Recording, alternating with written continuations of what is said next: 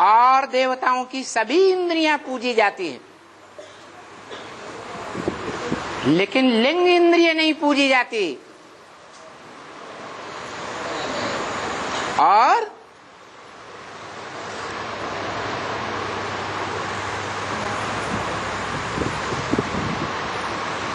मेरा लिंग ही पूजा जाता है। किसने बोला है कि मेरे लिंग की पूजा होती है? ब्रह्मवाक्य मुरली में ही बोला। किसने बोला? कौन सी आत्मा ने बोला है? अरे शिव बाप ने बोला। शिव बाप को इंद्रियां होती हैं। जब इंद्रियां ही नहीं होती तो लिंग कहां से आ गया?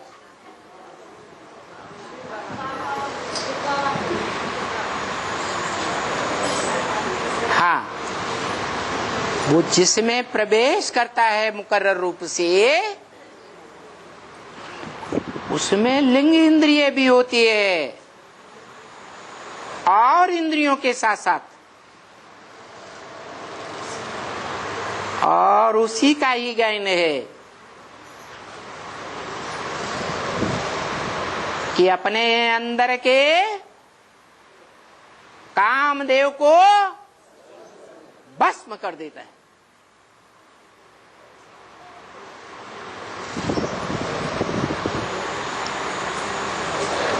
भस्म करके राख बना देता है।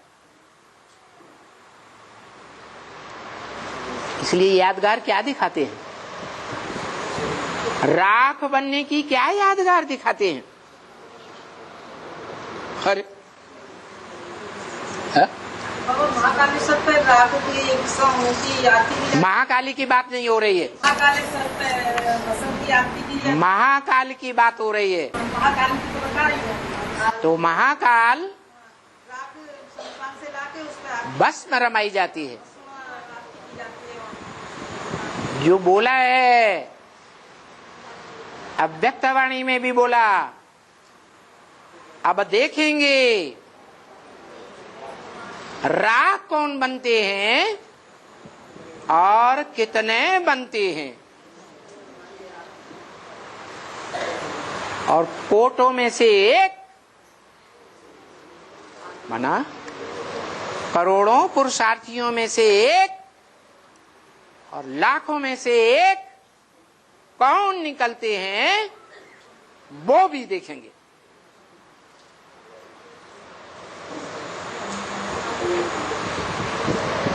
तो झूठ बोला क्या है?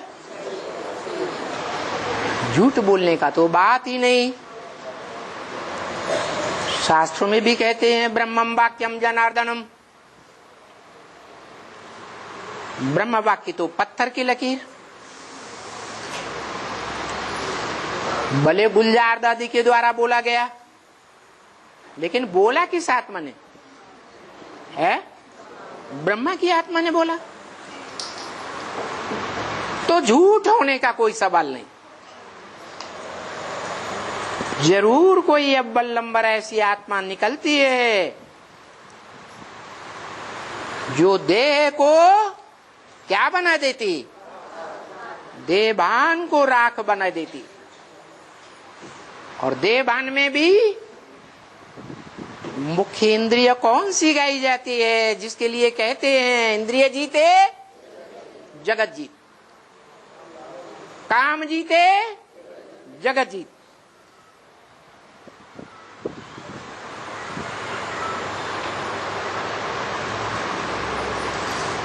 उस इंद्रिय को ही जीत लेता है जो यादगार है कामदेव को भस्म किया।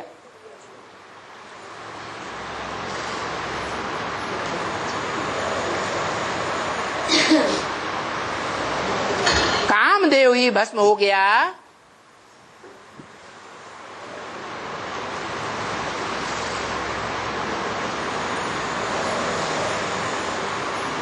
जो विकारों में सर्वोपरि है। काम विकार।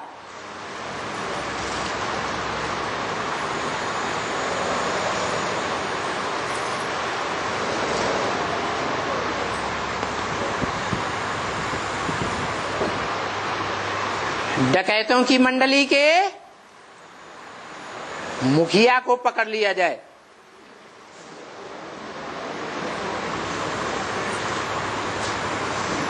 मौत के घाट उतार दिया जाए, तो बाकी सब क्या करेंगे? है भाग खड़े होंगे।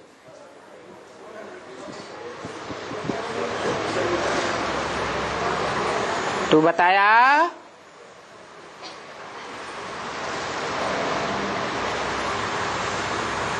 उस कामदेव को भस्म करने वाले की यादगार है शिवलिंग।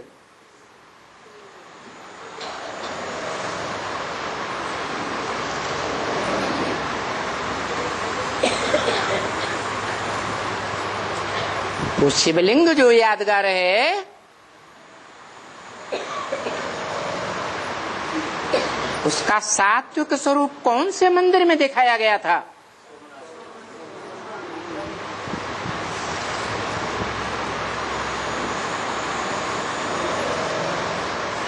द्वापर युग के आदि में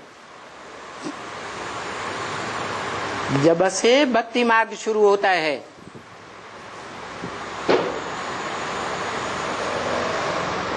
सात्विक स्टेज का भक्ति मार्ग, वहां लिंग का सात्विक रूप दिखाया गया। सिर्फ लिंग ही दिखाया गया कि कुछ और भी दिखाया गया है? हाँ, लिंग तो देह का अंग है,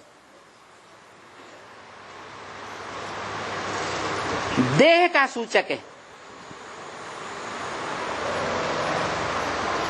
लेकिन उस देह रूपी लिंग में हीरा भी जड़ा हुआ था। वो हीरा किसकी यादगार? कौन सी आत्मा की यादगार है?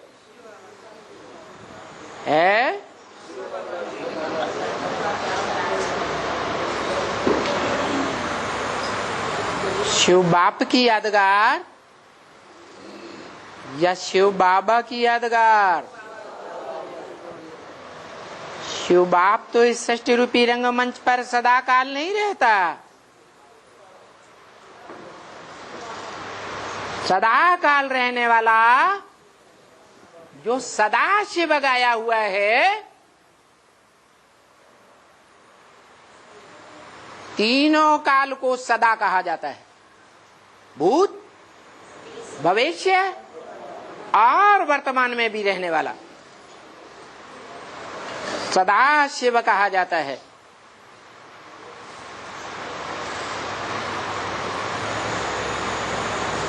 वो सदाशिव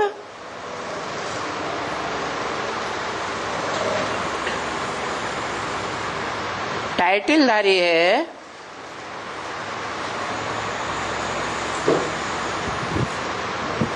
टाइटल लेने वाला है या देने वाला है?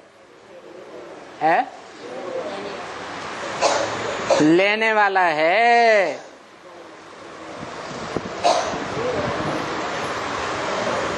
सदा शिव का टाइटल लेता है, देने वाला कोई और है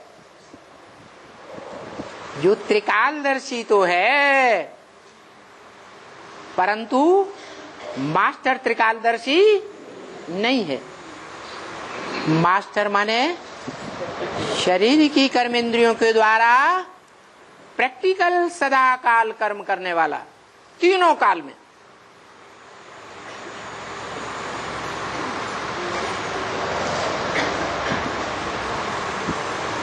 तो जो निराकार शिव है, जिसकी बिंदी का ही नाम शिव है। इस मनुष्य सृष्टि में आता है तो जिस साकार चोले में प्रवेश करता है मुकर्रर रूप से,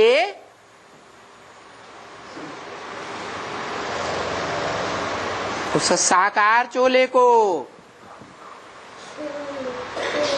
निराकार के प्रवेश होने के कारण साकार और निराकार का मेल बाबा कहा जाता है।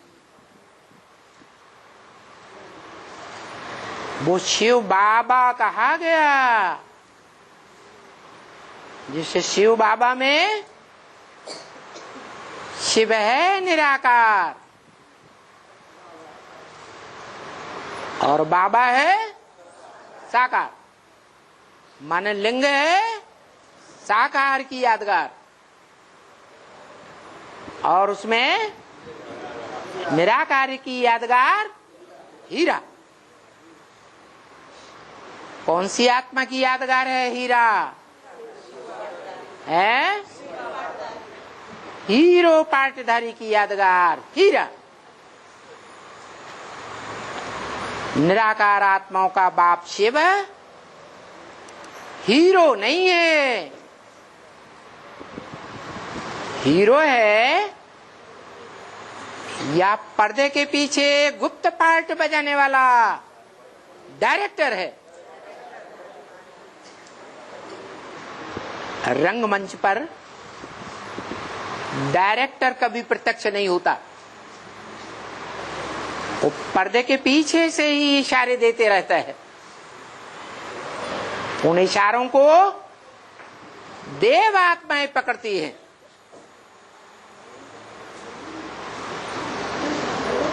राक्षसों के रूप में पार्ट बजाने वाली द्वैतवादी दैत्यों की आत्माएं नहीं पकड़ती। इसलिए ब्रह्मवाक्य मुरली में बोला, देवताएं कैसे समझते? इशारे से समझते हैं। जो देवताएं बनने वाली आत्माएं होंगी वो इशारे से ही समझ जाएंगी।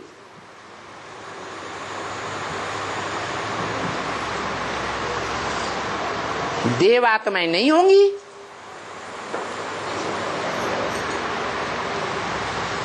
मनुष्य के रूप में मनन चिंतन मंथन करने वाली आत्माएं होगी तो बार बार कहने से समझेंगी, और जो इशारे से भी न समझे, बार बार कहने से भी न समझे, वो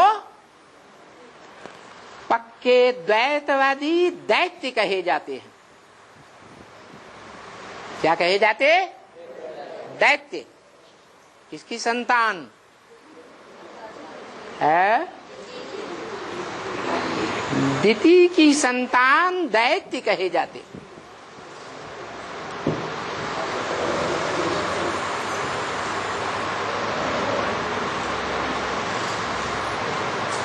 दो पत्नियों का नाम है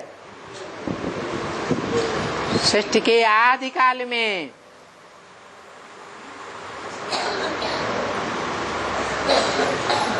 कश्यप नाम के ऋषि हुए।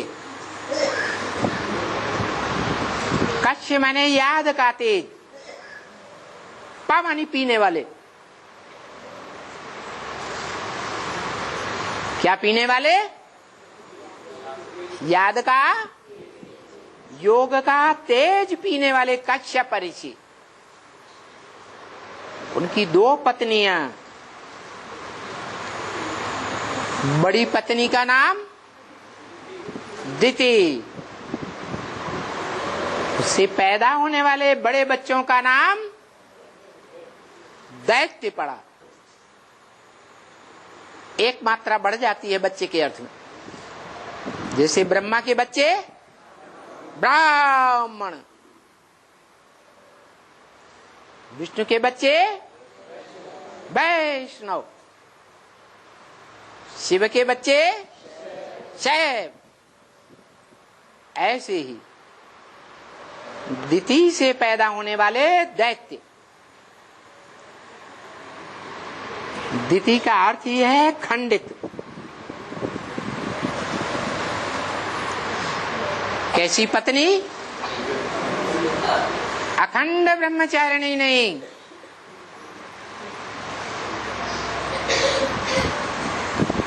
खंडित। तो नाम पड़ गया दिति, क्योंकि शास्त्रों में सभी नाम काम के आधार पर पड़े हुए हैं। जैसा काम किया वैसा नाम पड़ गया। तो बड़ी पत्नी का नाम दिति और उससे पैदा होने वाले बच्चों का नाम दैत्य। इसलिए दैत्य बड़े माने जाते हैं और देवताएं छोटे माने जाते हैं।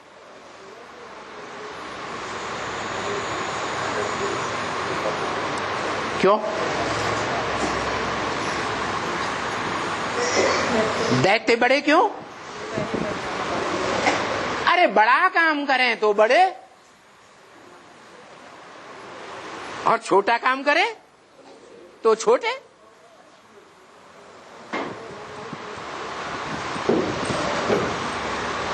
तो दैत्यों को बड़ा क्यों कह दिया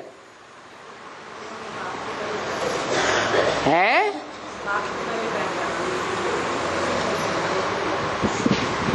दैत्य बड़े इसलिए कहे गए कि वो अपनी प्रत्यक्षता स्वयं करते हैं।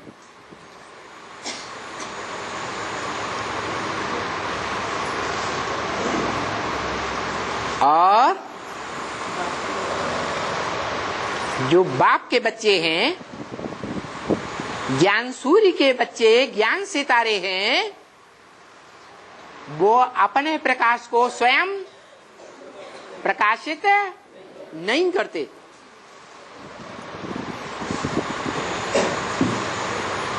अपने को गुप्त रखते हैं, बाद में रखते हैं। पहले बाप का नाम बाला करने में लगे रहते हैं।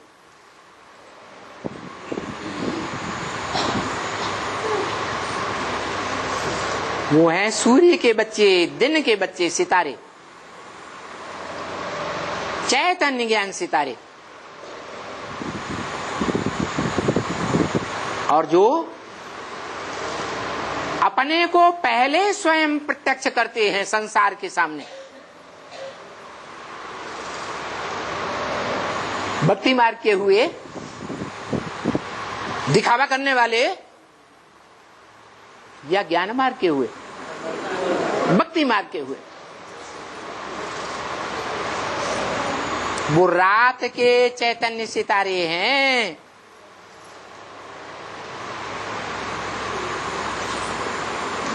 जो ब्रह्मा की रात कही जाती है शास्त्रों में। जब तक ब्रह्मा रूपी आत्मा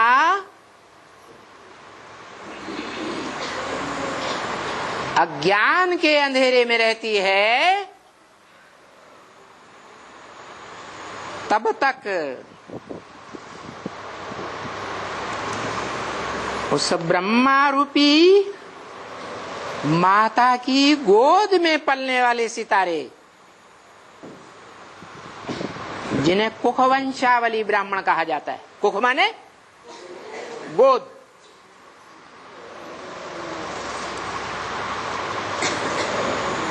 तो दो प्रकार के ब्राह्मण हो गए। एक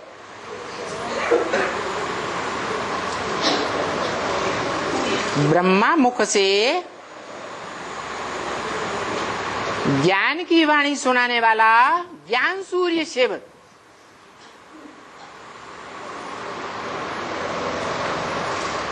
और उसकी वाणी को तरजीह देने वाले प्रधानता देने वाले, महत्व देने वाले ज्ञान सूर्य के बच्चे, उनकी क्या खासियत बताई? वो किस काम में लगे रहते हैं? बाप को प्रत्यक्ष करने में लगे रहते हैं। अपनी प्रत्यक्षता की उनको कोई परवाह नहीं रहती। जो ब्रह्म वाक्य मुरली में बोला,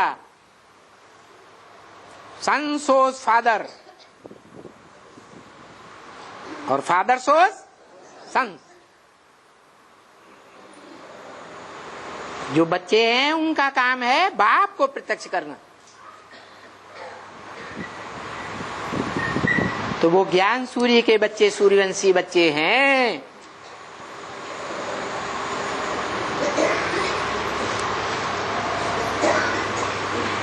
जो अपने को प्रत्यक्ष नहीं करते,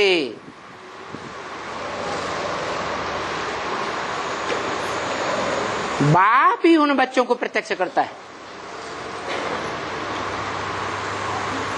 और जो रात के सितारे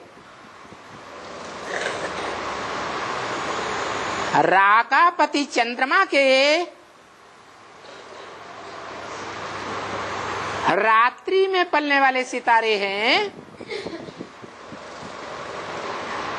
वो अपने को प्रत्यक्ष करने लग पड़ते हैं।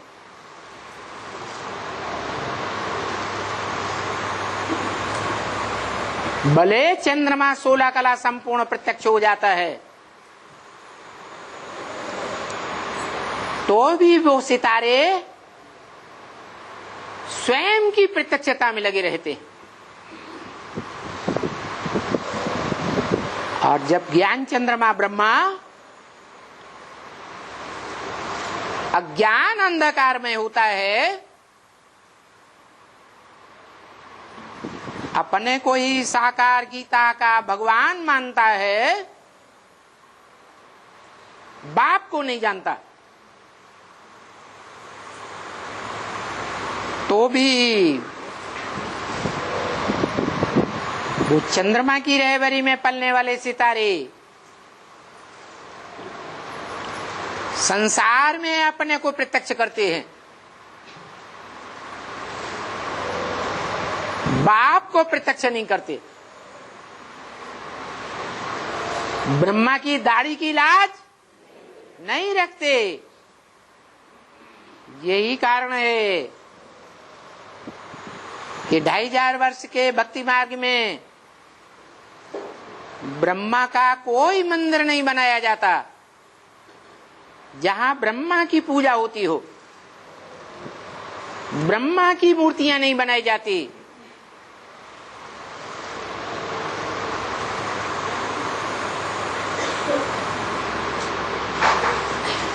तीन देवताएं तो मुख्य माने जाते हैं, ब्रह्मा विष्णु महेश, परंतु ब्रह्मा को कोई याद नहीं करता।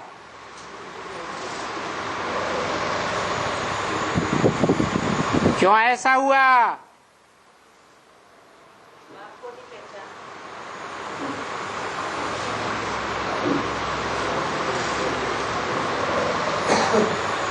इसलिए ऐसा हुआ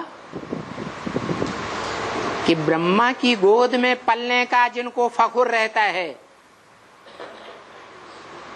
बड़े अहंकार से बोलते हैं, हमने मम्मा बाबा की गोद ली है, तुम कल के बच्चे हो, तुम हमको क्या ज्ञान सुनाओगे?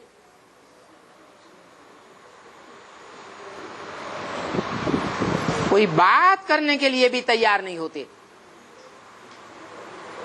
जो ब्राह्मणों का मुख्य कर्म है ज्ञान लेना और ज्ञान देना।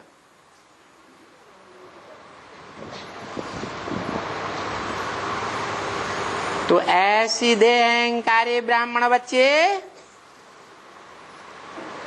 शास्त्र में गाए हुए ब्राह्मणों की 9 कुरियों में से बाद वाली 8 कुरियों के बच्चे बनते हैं। अव्वल नंबर कुरी जो सूर्यवंश गाई जाती है उसके बच्चे नहीं बन पाते।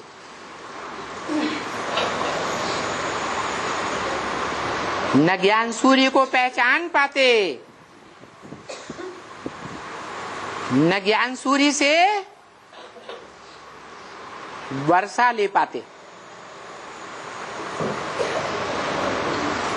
जो सूर्य कलाओं से परे रहने वाला है या कलाओं में बंधना वाला है,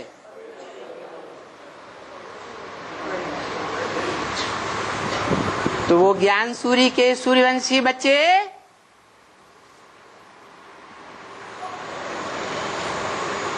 ज्ञान सूर्य बाप के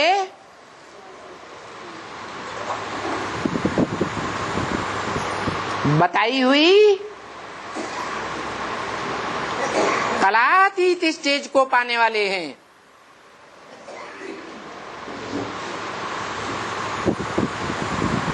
कलाओं से परे की स्टेज की बात है।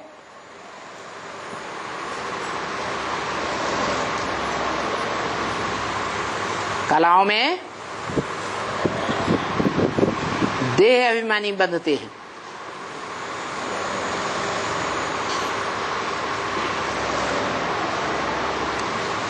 तो पुरुषार्थ करते करते निराकार आत्मा बन जाते हैं, देह के भान को भूल जाते हैं।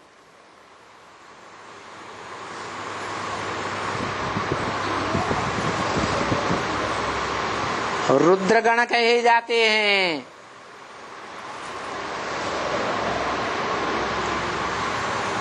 इस ज्ञान यज्ञ का नाम क्या है?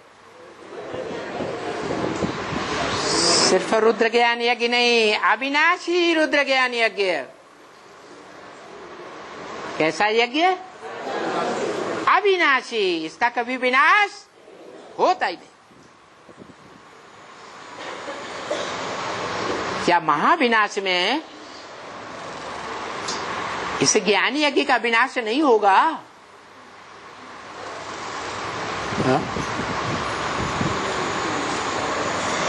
होगा या नहीं होगा? है? नहीं होगा।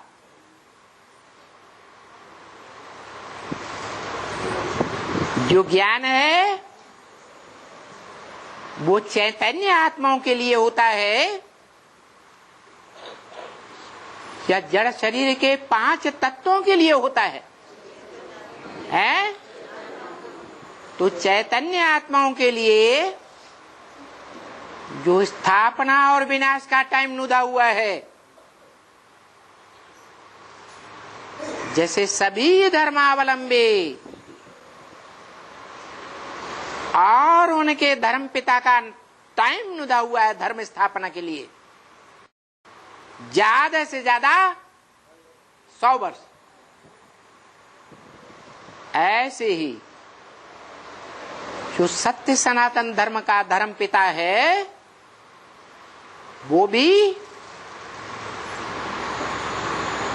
धर्म की स्थापना चैतन्य आत्माओं के द्वारा कितने समय में करता है? ज्यादा से ज्यादा 100 वर्ष।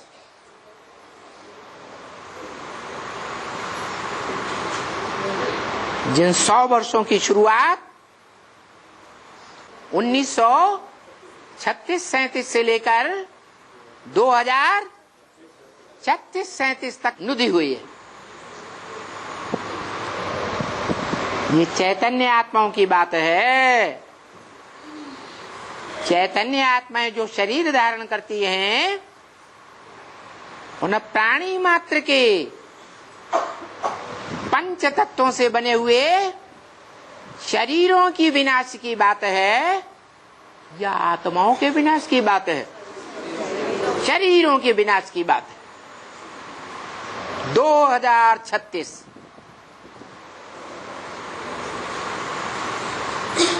उसके बाद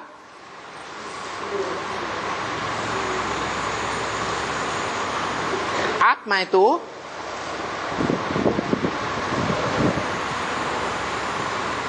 परम ब्रह्मवासी हो गई।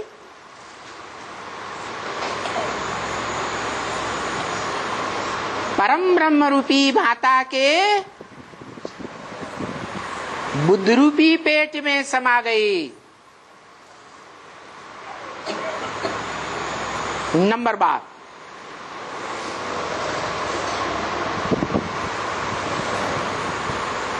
जो 5 जड़ तत्व हैं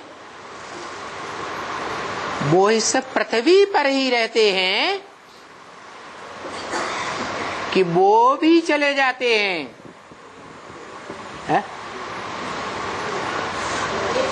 है? वो तो इस सृष्टि पर रहते ही हैं। वो 5 एलिमेंट का समूल नाश नहीं होता, रूप बदलते हैं लेकिन समूल नाश नहीं होता है। तो वो 5 तत्व है जो महाविनाश के टाइम पर तामसी बन जाते हैं। प्रकृति के 5 तत्व या सात्विक होते हैं। उन तामसी तत्वों को सात्विक कौन बनाएगा?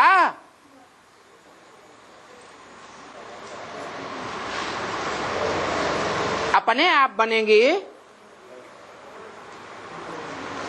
जड़ का परिवर्तन अपने आप होता है या कोई चैतन्य चाहिए? वो कौन?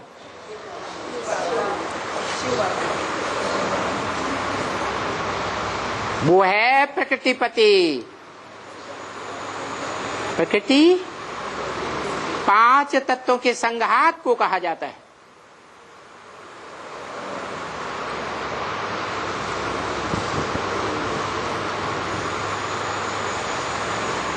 उस प्रकृति का पति भी, पति माने रक्षा करने वाला, पाति रक्षक।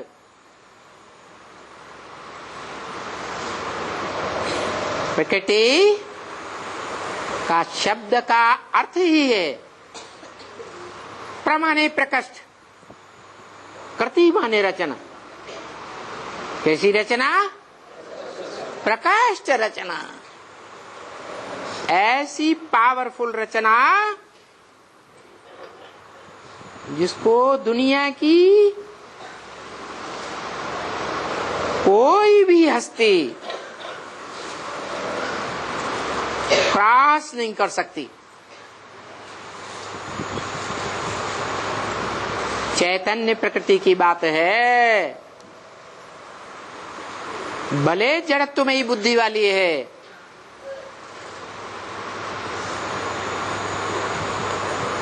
वो ऐसी रचना है प्रकृतिपति की कि जिसकी रचना के समय उसे संग के रंग से पावरफुल बनाने के समय प्रकृतिपति ने उस प्रकृति रूपी माता में एड़ी से लेकर के चोटी तक की सारी पावर लगाई थी।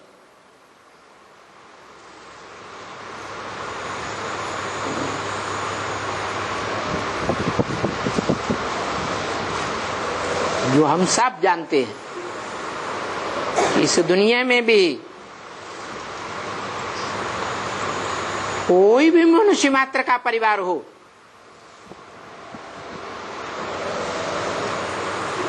कोई भी परिवार का बाप हो,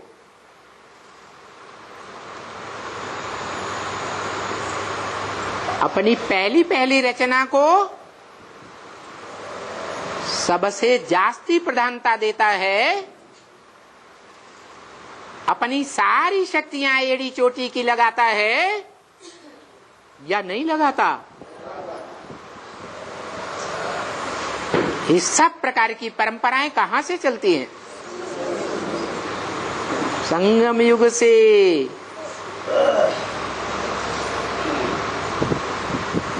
जो सत्य सनातन धर्म का धर्म पिता है, जिस धर्म पिता की पहचान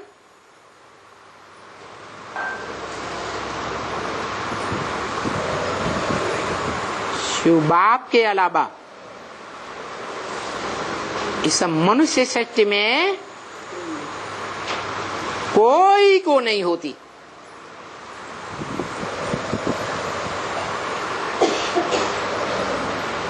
वो निराकार आत्माओं का निराकार बाप निराकारी ज्ञान का वर्षा किसको देता है?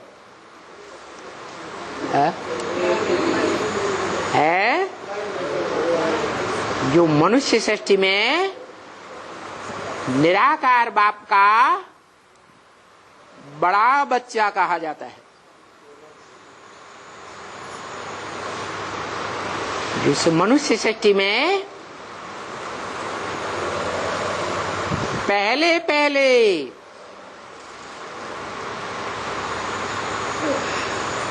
अपनी आत्मा के पार्ट को पहचानता है,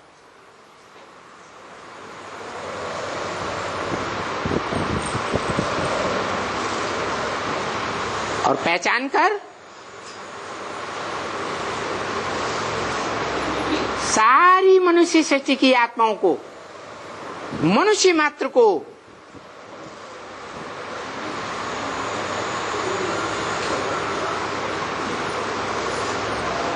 अपने पहचान देता है।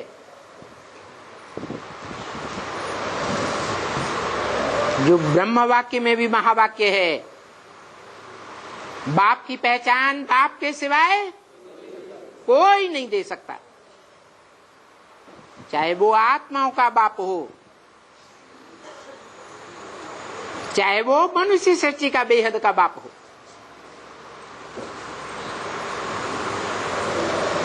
चाहे वो सामान्य मनुष्य सृष्टि में से कोई बाप हो।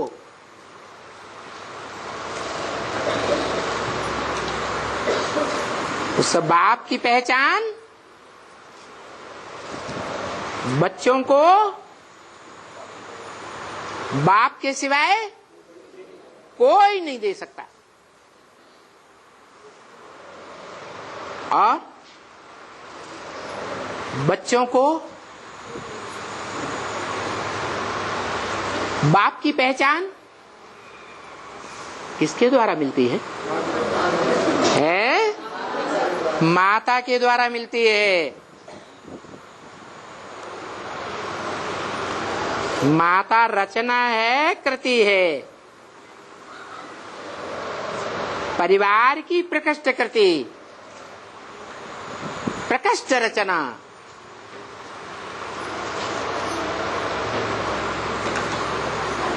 और ये परंपरा संगम युग से चलती है। ये मनुष्य सृष्टि का बाप मनुष्य सृष्टि में जो वसुदैव कुटुंबकम तैयार होता है, सारी वसुधा एक परिवार बनती है। सारी वसुधा के, सारी पृथ्वी के रहने वाले मनुष्य मात्र उसे एक बाप को पहचानते हैं, जिसे विश्व पिता कहा जाता है, विश्वपति कहा जाता है।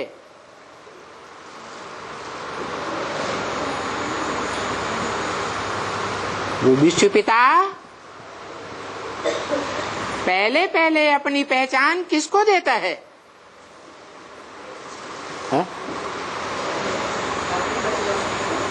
जो ब्रह्म वाक्य मुरली में भी बोला है, मैं जब आता हूं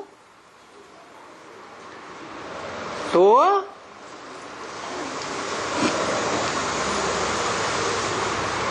जो बाप का वर्षा है वो वर्षा प्रजापिता को देता हूं, और प्रजापिता प्रजा माता को देता है,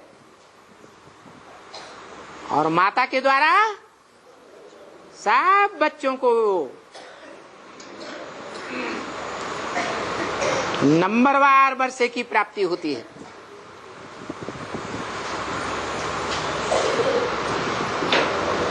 क्योंकि नंबरवार ही बच्चों की प्रत्यक्षता रूपी जन्म होता है।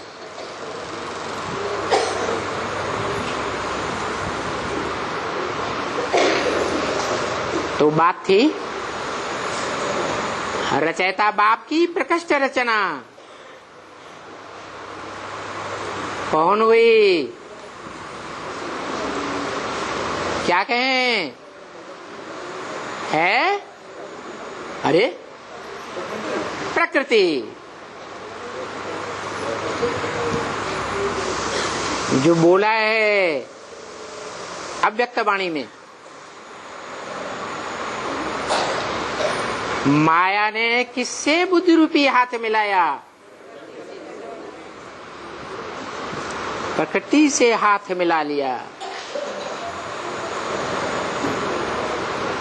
जो प्रकृति पति की रचना है, प्रकृष्ट रचना,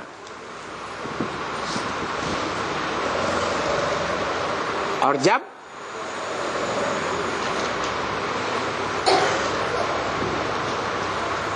जो परिवार की प्रकृष्ट रचना है,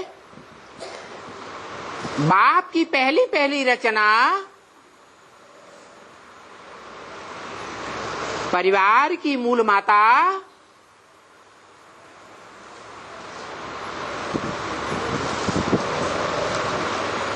मुख्य रचना,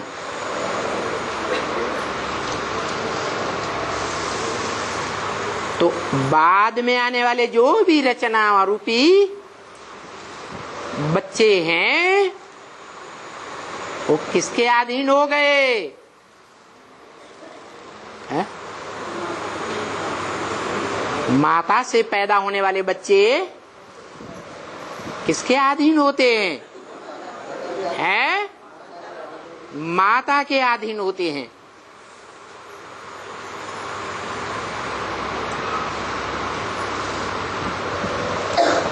माता को ही पहले पहचानते हैं, बाद में उन्हें बाप की पहचान मिलती है माता के द्वारा। इसलिए ये गायन है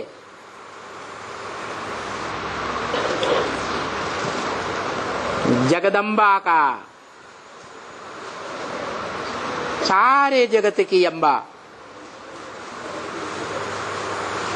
सिखों में खास गायन है राज करेगा खालसा, क्योंकि वो जगदम्बा के रूप में पार्ट बजाने वाली आत्मा पंजाब से निकलती है। जो अव्यक्तवाणी में बोला, पंजाब की धरणी कन्यादान में अव्वल नंबर गई। क्यों है?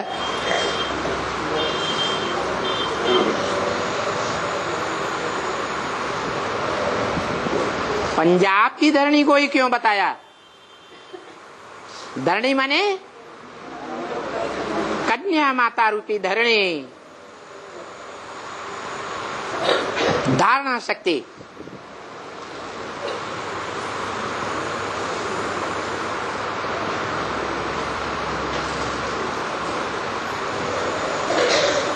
जो बाप की दी हुई शक्ति को धारण करती है,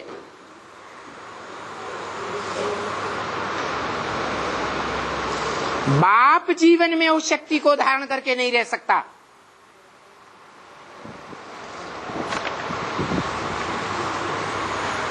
जो मनुष्य के जीवन का मूल सत्व है,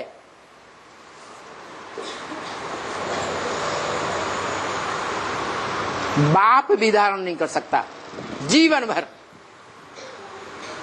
कौन धारण करती? माता धारण करती है। इसलिए धरणी माता कही जाती है।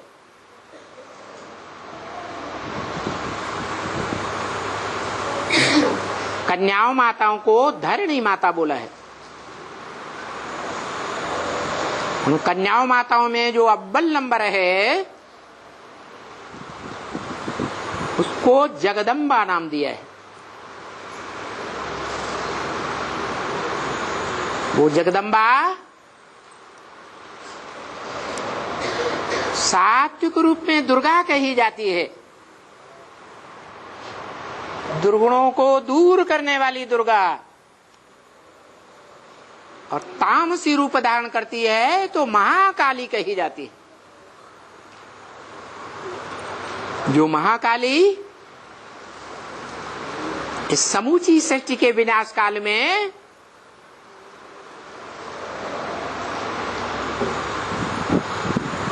कलयुग के अंत में सारी मानवीय सृष्टि के विनाश का कारण बन जाती। असुर संहारिणी कही जाती है। असुरों का संहार करने वाले, क्योंकि सृष्टि के अंत काल में, कलयुग के अंत में सारी सृष्टि पर सारे ही मनुष्य मात्र की आत्माएं किसका संप्रदाय बन जाती है? रावण का संप्रदाय बन जाती है। उन सभी असुरों का नाश करने वाली कही जाती है। आत्माओं का तो नाश नहीं होता है। नाश किसका होता है? देह का नाश होता है। देह अभिमान का नाश होता है। इसलिए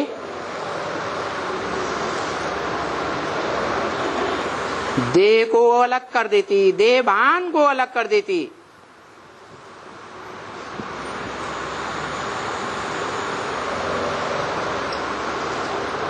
रुंड को नहीं अपनाती, मुंड को अपनाती है। जिस मुंड में आत्मा रहती है,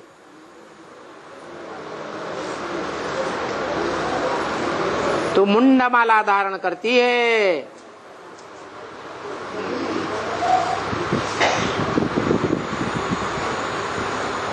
रुंडमाला नहीं बनाती।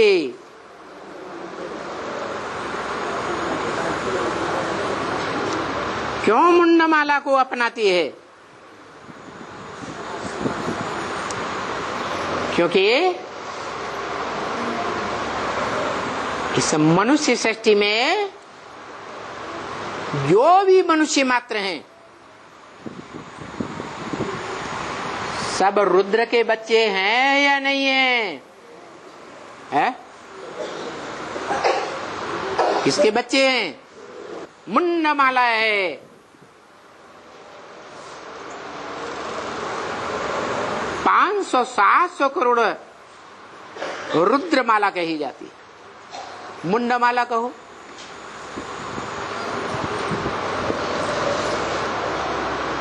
जगदम्बा भी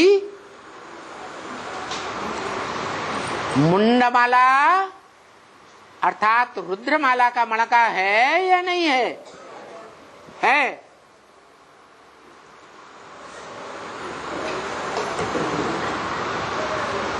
जो रुद्रमाला के मुख्य मणके हैं 108,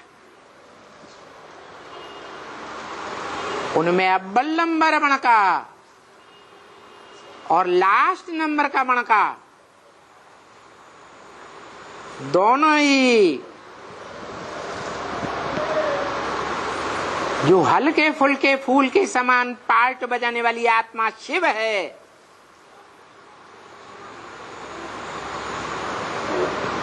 उस शिव परम पिता के नजदीक है, बराबर नजदीक हैं दोनों आत्माएं, या कोई कम ज्यादा? बराबर नजदीक है। भले एक अव्वल नंबर मन का है और एक लास्ट नंबर का मन का है, परंतु उस हल्की फुल्की आत्मा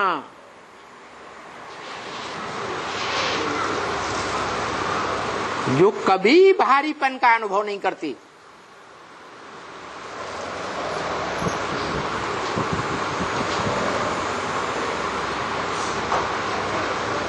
जैसे भूत प्रेत की आत्मा प्रवेश करती है तो भारीपन का अनुभव करती हैं, दुखी होती हैं, चिल्लाती बिल्लाती हैं, या हल्की फुल्की रहती है?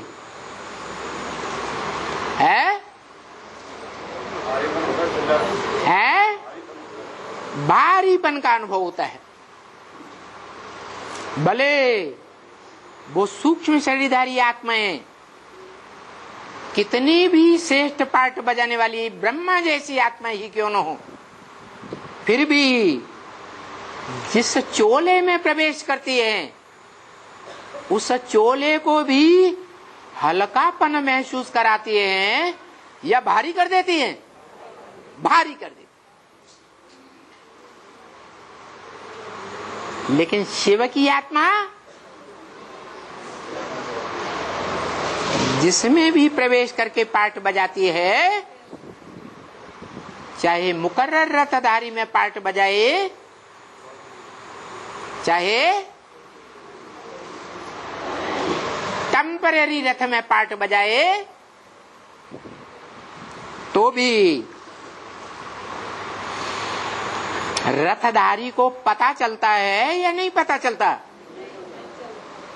इतनी हल्का फुल्का पार्ट बजाती है। इसलिए बोला है ब्रह्म वाक्य मुरली में कि मैं जब आता हूं तो किसी को पता चलता है कि मैं कब आता हूं और कब चला जाता हूं? किसी को पता नहीं चलता। फिर पूछा, इस ब्रह्मा को पता चलता है? कोई बच्चे ने जवाब नहीं दिया तो खुद ही जवाब दे दिया। इस ब्रह्मा बच्चे को भी पता नहीं चलता मैं कब इसमें आता हूं। तो हल्की फुल्की पार्ट बजाने वाली आत्मा है या भारीपन वाली आत्मा है? इसलिए उसके लिए कहा जाता है दिव्य जन्म।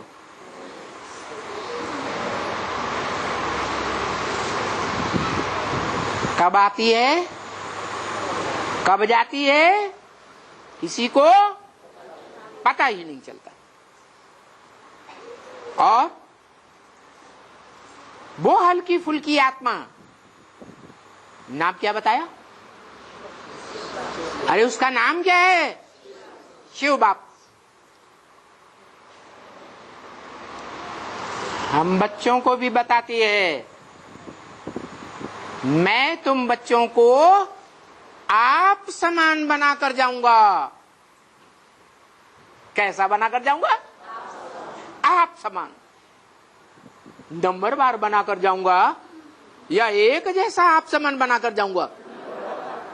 तो जो अव्वल नंबर है, बाप शिव समान आत्मा बनती है, उसका भी यही गायन होता है। क्या वो कब आती है और कब चली जाती है किसी को पता ही नहीं चलता। पता चलता है? नहीं चलता। बुलाते तो हैं, हे पतित पावन आओ, और ये भी बताया ब्रह्म वाक्य मुरली में कि जो मेरे को बुलाते हैं वो ही पतित से पावन बनते हैं, जो मेरे को बुलाते नहीं वो पतित से पावन, वो विधर्मी आत्माएं पूरी पावन बनती भी नहीं।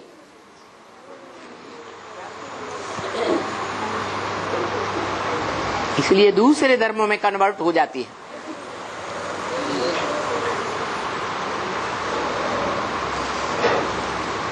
तो जैसा बाप वैसा बच्चा भी बनता है।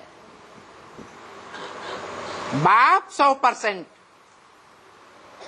तो बाप का वर्षा भी 100%, और 100% बाप का वर्षा प्राप्त करने वाला बच्चा भी 100% बनता है या अधूरा बनता है? 100% बनता है। इसीलिए तो बाप समान बच्चे की यादगार शिवलिंग पूजी जाती है, जिसे कहा जाता है त्वमेव माता च पिता त्वमेव। शिवलिंग एक है या दो है? एक ही शिवलिंग है। लेकिन जो सन्मुख आने वाले बच्चे हैं, हाथ जोड़कर सन्मुख आते हैं, तो क्या बोलते हैं? तू ही मेरी माता है, तू ही मेरा पिता है। तू एक या अनेक? एक।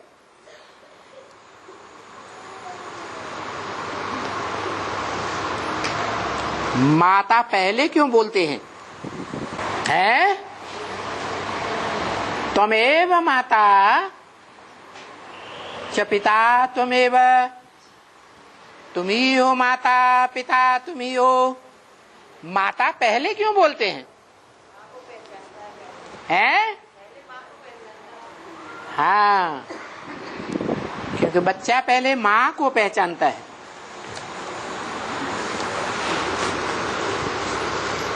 बाद में बाप को पहचानता है।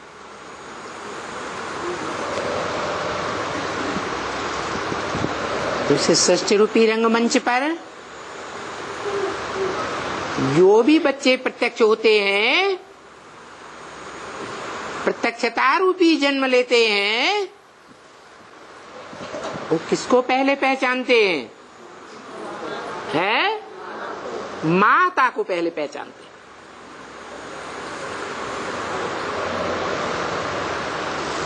सूर्यवंशी बच्चे किसको पहले पहचानते हैं? बाप को पहचानते हैं। है? जो सूर्यवंशी बच्चे हैं वो द्वापर युग में जब जाएंगे तो शिव के मंदिर में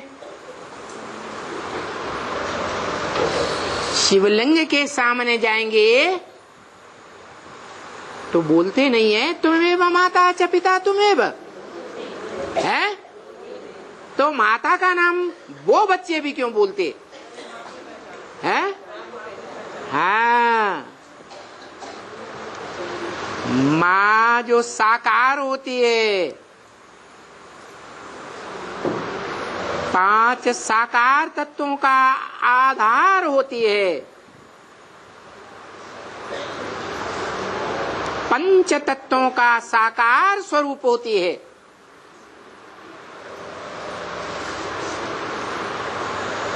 पंच तत्वों से बने देह का रूप होती है। माता देह भान वाली होती है या आत्माभिमान वाली होती है? देह भान वाली होती है। माताओं कन्याओं को देह का बड़ा होना रहता है। क्यों है? पुरुषों को देह का बड़ा होना न होना क्यों नहीं रहता? ज्यादा सुंदरता कौन से शरीर में होती है? माताओं कन्याओं के शरीर में जास्ती सुंदरता होती है। बाहरी सौंदर्य ही जास्ती होता है या अंदरूनी दिव्य गुणों की सुंदरता भी ज्यादा होती है? अंदरूनी गुणों की भी सुंदरता ज्यादा होती है।